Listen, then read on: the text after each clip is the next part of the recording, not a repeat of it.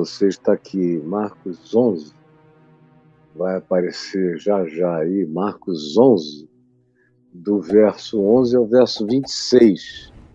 Eu não vou ler o texto todo, vou ressaltar algumas coisas e vou contar a história do significado do que Jesus está dizendo através de figuras, metáforas, atos metafóricos, há uma série de parábolas da vida real aqui nesse processo.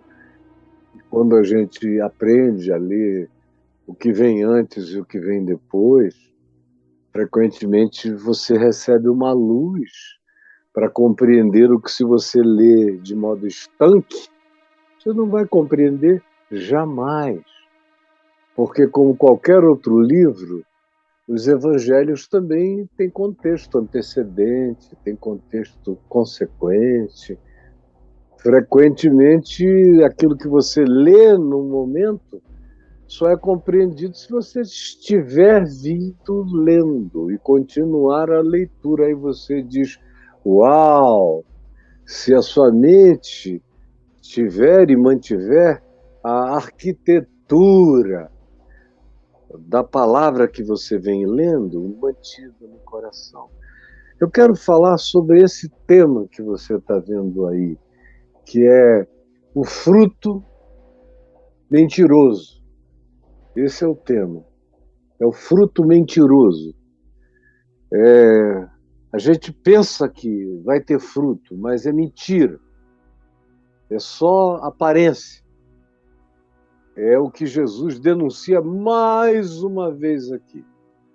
E eu digo mais uma vez, porque provavelmente essa seja a denúncia mais recorrente que Jesus faça nos 4 evangelhos, sobre a hipocrisia, o mascaramento, essa apresentação performática, esse ente de divulgações que não correspondem à verdade nem à realidade, o que produzia em Jesus verdadeiro asco. É uma coisa vomitante para ele. Como ele chega a usar essa expressão, escrevendo na carta que João escreveu às igrejas do Apocalipse, ele diz a Laodiceia, eu estou a ponto de vomitar-te da minha boca, porque tu não és nenhuma coisa nem outra. Tu és o que ninguém suporta. Ninguém consegue beber água morna, da ânsia de vômito. Vocês, para mim, são como água morna. Não é frio, não é nem quente. Não dá para fazer nada. Fora da possibilidade de uso. Vocês são o enjoo divino. Vocês são a náusea divina. E é uma coisa muito ruim quando você é caracterizado por Deus como a náusea de Deus, que foi o que Jesus disse aos laodicenses, vocês são a minha náusea. Eu estou a ponto de vomitar vocês da minha boca.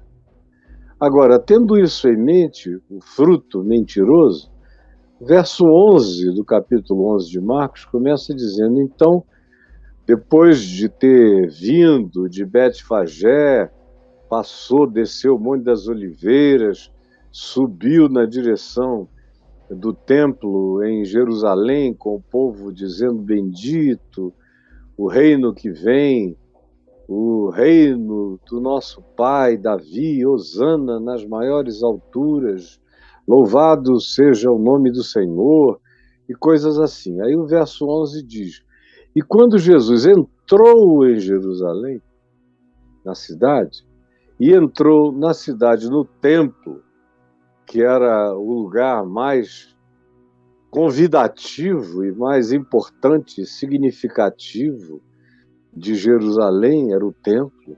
Ele entra em Jerusalém pela porta aberta na direção do Monte das Oliveiras e vai direto para o templo. Era um caminho imediato para subir para as esplanadas do templo. E ele entra e olha, e o texto diz: tendo, presta atenção aqui, tá bom?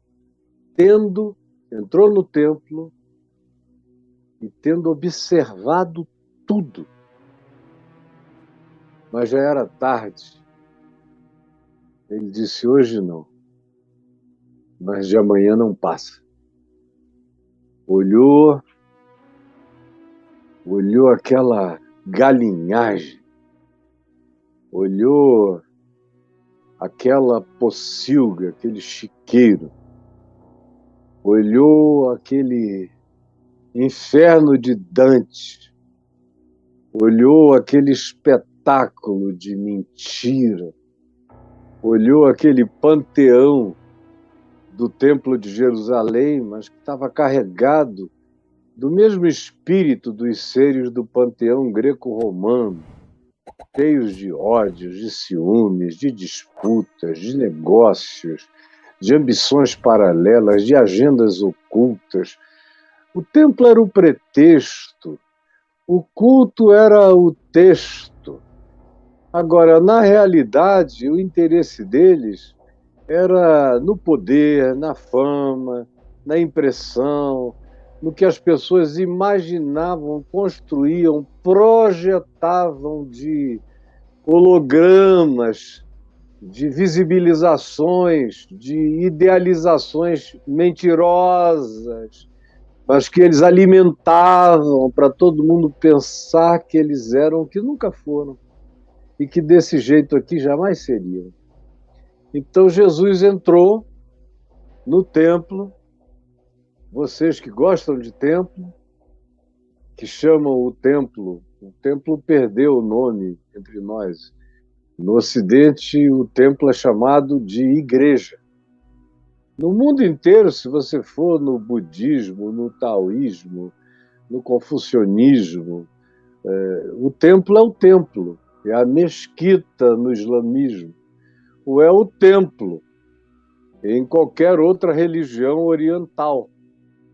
Foi no cristianismo, e antes disso no judaísmo, que quando destruíram o templo, eles criaram a sinagoga, que passou a ser o equivalente ao que os cristãos chamavam de igreja, que era a congregação, o ajuntamento. É a mesma coisa da sinagoga judaica, é a ideia da congregação, do ajuntamento dos cristãos, da igreja, que é mais do que um ajuntamento, é uma vocação, são os chamados, são os desintocados da sombra de Platão, trazidos para a luz do Evangelho.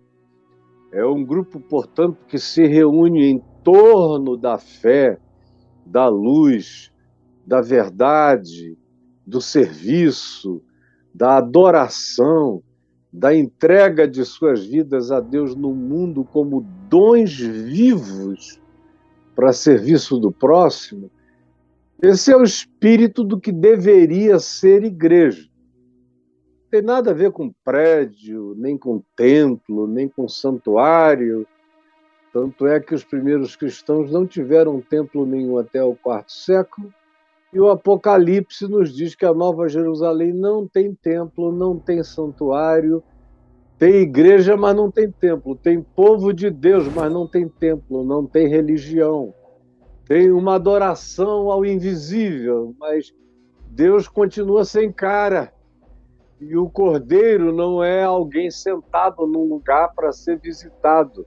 É a luz que invólucra, que cobre todos os homens, e a luz do Cordeiro, é Apocalipse 21 e 22, para quem não quiser ter dúvidas sobre o significado da eternidade. Então, voltando aqui à vaca fria do templo, do santuário, das pedras, da idolatria temático-religiosa, da adoração à adoração, da adoração ao louvor da adoração aos levitas cantores, da adoração aos líderes da religião. Tudo é adoração. Só Deus não é adorado. Só a verdade não é contemplada.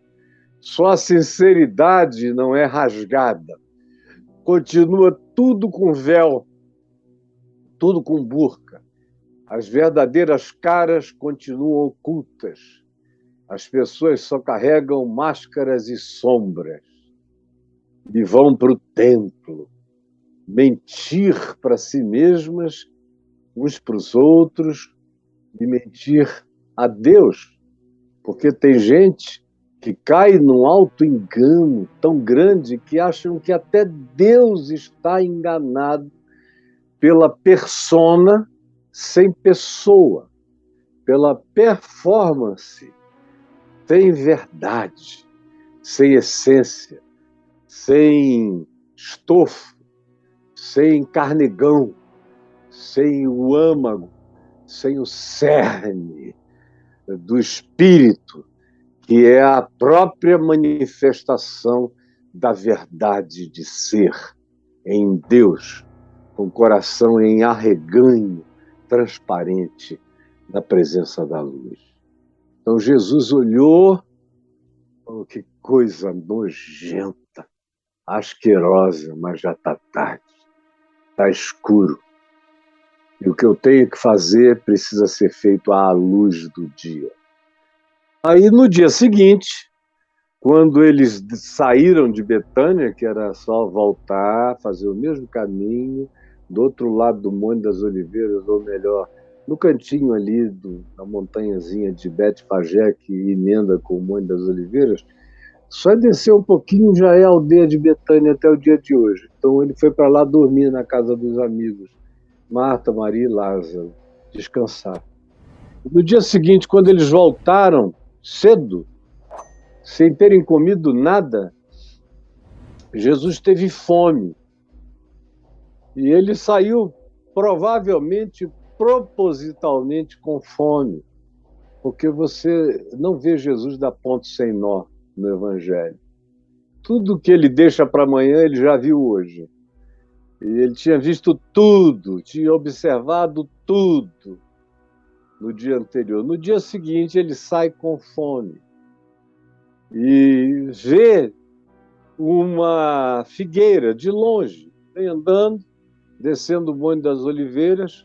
Essas figueiras estão até hoje lá, na subida, perto do tanque de Siloé, tem 2 ou 3 figueiras enormes, muito antigas.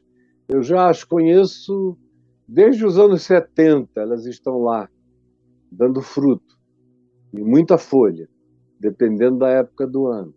Eu já comi dos frutos dela, dessas figueiras do sopé de Jerusalém. Jesus viu de longe aquela figueira, ficou admirado, porque ela estava cheia de folhas. Aí ele foi ver se nela, porventura, já que ela estava cheia de folhas, ele acharia algum fruto. Há um detalhe botânico a ser esclarecido, é que a figueira é uma planta que dá primeiro o fruto. Ela dá a folha depois. Primeiro o fruto começa a brotar, sabe, jabuticabeira? E você vê o frutinho ali no galho. Às vezes ela está até sem tanta folha, mas está cheia de fruto. A figueira também. Só que ela dá muito fruto sem precisar ter folha nenhuma, quando ela está no processo da frutuação, da frutuosização, do frutuamento, da produção do fruto, da frutuosidade. Então, geralmente não tem folha. Mas quando tem folha, eventualmente tem fruto, já que a folha vem depois do fruto. E a folha vindo depois pode até encobrir algum fruto que não tenha sido apanhado pelos homens ou comido pelos pássaros. Aí Jesus disse, bom, não é época de fruto, não é época de figo. Todas as figueiras do Monte das Oliveiras estavam sem folhas. estavam secas, porque não era tempo de fruto. Primeiro viria o fruto, depois a folha. Mas essa figueira que estava ali no sopé, no caminho para o templo, estava, na época da não frutuosidade, cheia de folha, como se ela tivesse dado muito fruto. E, equivalentemente à quantidade de frutos que ela já tinha dado, ela tivesse folhas em abundância. Tantas que Jesus disse, deve ter fruto aí dentro ainda. Vou abrir as folhagens, é uma árvore densa de folhas, e vou procurar o fruto que deve estar aqui, eu vou matar a minha fome. E ele foi e procurou. Veio de longe ver, olhou, ver se acharia alguma coisa, mas aproximando-se, quanto mais ele observava, note a palavra anterior, do verso 11, ele observava tudo. Quanto mais perto ele chegava, quanto mais ele observava, mais ele via que não tinha nada. Quando ele se aproximou, quando ele chegou junto, ele não achou nada senão folhas, porque, como eu já disse, não era época de frutos. Era um faz de conta, era só um arremedo, era um teatro botânico, era só performance vegetal, não carregava o fruto. E tem mais, numa época de verdade, de sinceridade de todas as figueiras, porque estavam todas sem folha e sem fruto, já não era essa época, teriam que esperar a estação voltar, aquela, todavia, estava ali fazendo de conta que para ela não tinha tempo ruim, não tinha o prazo do fruto, não tinha estação de renovação, de regeneração dos significados da própria planta, no que dizia respeito a se renovar para produzir mais. Não, ela era uma demonstração dos fariseus da religião, da hipocrisia do templo, da religião, de tudo que Jesus tinha observado de perto. E esperou para o dia seguinte. E o dia seguinte já começa com essa metáfora, já começa com essa realidade. Então Jesus olhou para aquela figueira mentirosa, enganosa, que representava o Israel dos dias dele, que se identificava com a figueira. Israel dizia que eles eram uma figueira bendita de Deus. É por isso que, em Romanos, no capítulo 11, Paulo diz que nós, os gentios, os pagãos, fomos enxertados na oliveira verdadeira, embora nós fôssemos uma oliveira brava. Então, essa ideia do enxerto existe da oliveira e existe em relação à figueira. A figueira era uma representação gostosa, frutuosa, cheia de sombra, de acolhimento, do que Israel dizia que ela era para a vida e para o povo de Israel, só que era mentira, hashtag só que não. E aqui, Jesus vê a ilustração dessa mentira, desse engano, dessa fantasia, porque não era época de frutos, mas ela fingia que estava vivendo outra realidade, estava atravessando os tempos sem precisar se renovar, porque ela já era um renovo vivo, ela já não precisava mais dos ciclos da vida, não precisava mais nem de Deus, ela tinha vida dela própria. Ela fazia a estação de si mesma. Aí Jesus entra no templo e faz tudo o que ele tinha observado e esperou para o dia seguinte.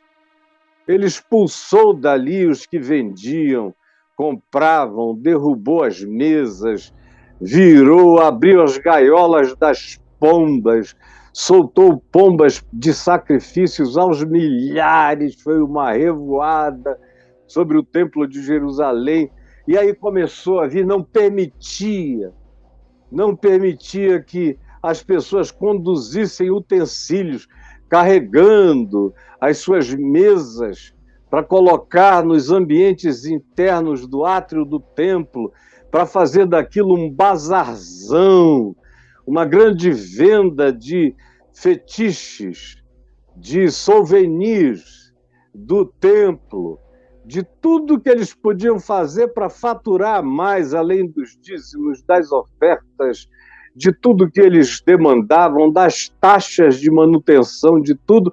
Ainda ganhavam dinheiro com esse turismo e com esse fetichismo que a gente continua a ver nas religiões, especialmente no Ocidente, entre os pentecostais e neopentecostais, nas religiões cristãs do fetiche. Mas a Igreja Católica está cheia de fetiche, a Igreja Ortodoxa é cheia de fetiche, o protestantismo da Reforma tem os seus fetiches. Eu só não tenho tempo aqui para enumerar como a gente vive no meio da fantasia. Não é tempo, mas se cria o tempo. É a história de quem sabe faz a hora, não espera acontecer. Isso é ótimo para uma iniciativa de trabalho, mas em relação a Deus, a gente tem que ter um coração aberto para a hora de Deus, para o tempo de Deus, para a frutuosidade de Deus, para a espontaneidade de Deus, para as estações de Deus, porque em Deus há tempo para tudo debaixo do sol. Então Jesus expulsou e disse: a minha casa será chamada casa de oração para todas as nações. Não é isso que está dito? Mas vocês que leem isso transformaram, todavia, a casa do meu pai num covil de malfeitores, de salteadores. Essas igrejas, essas sinagogas, esses templos são ajuntamentos de bandidos. E os principais sacerdotes, claro, que eram os principais bandidos, e os escribas, que eram os teólogos, os acadêmicos, os que propunham as teologias, os catecismos e os usos e costumes, ouviam essas coisas e procuravam um modo, um jeito de acabar com ele, de calá-lo para sempre, de tirar-lhe a vida, pois tinham medo dele, medo da verdade, da liberdade, da soltura absoluta desse ente andante, da verdade ambulante, do logos divino atravessando a história humana. O temiam, porque toda a multidão se maravilhava da sua palavra, do que saía da boca dele. Tudo que ele dizia era luz, e vinha banhando de maneira insofismável e irrefratável, irretorquível. A verdade chegava com a suavidade das brisas, mas a inafastabilidade das forças e fenômenos invencíveis. E entrava nos corações.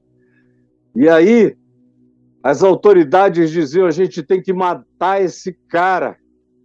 Ele se tornou insuportável e tinham medo dele, porque o povo se maravilhava da verdade espontânea e simples que brotava dele.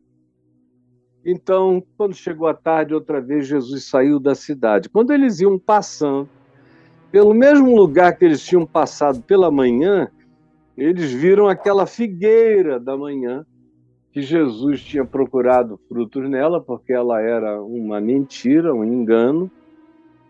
Ela fazia uma propaganda, um marketing de frutuosidade. Frutuosidade era o marketing dela. Fruto todo dia, culto o dia inteiro, não para nunca. Crente não fica triste, não chora, não tem estação diferente. Tá lá, só fachada e mentira, só folhagem. Jesus tinha dito: nunca mais nasça fruto de ti. Ninguém, em tempo algum, vai comer fruto de ti jamais, porque tu és uma mentira existencial. É só o que tu és.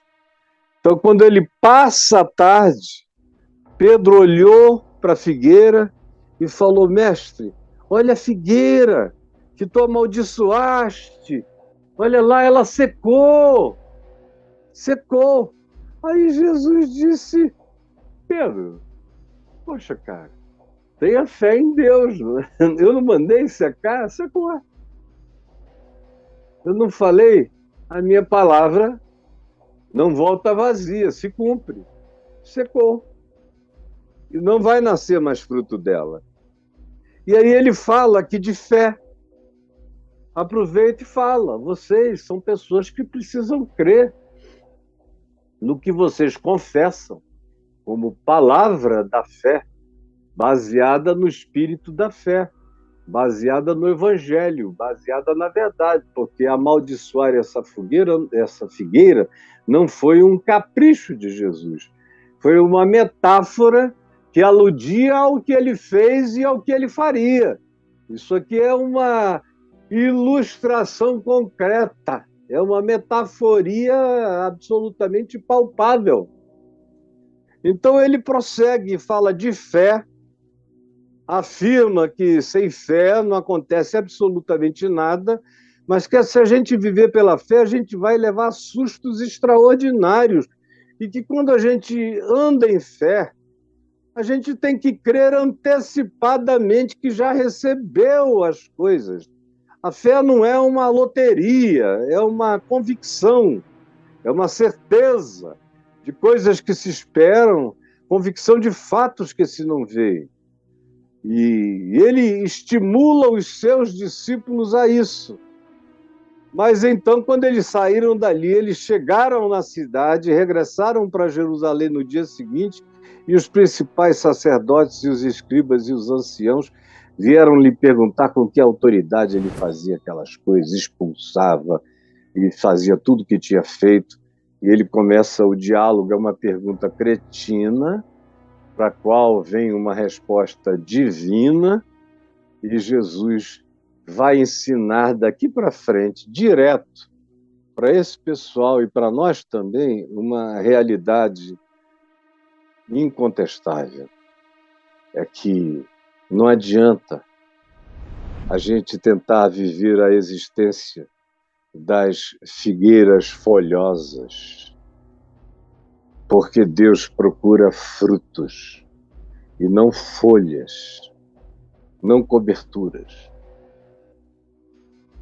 A nudez da figueira verdadeira não será castigada.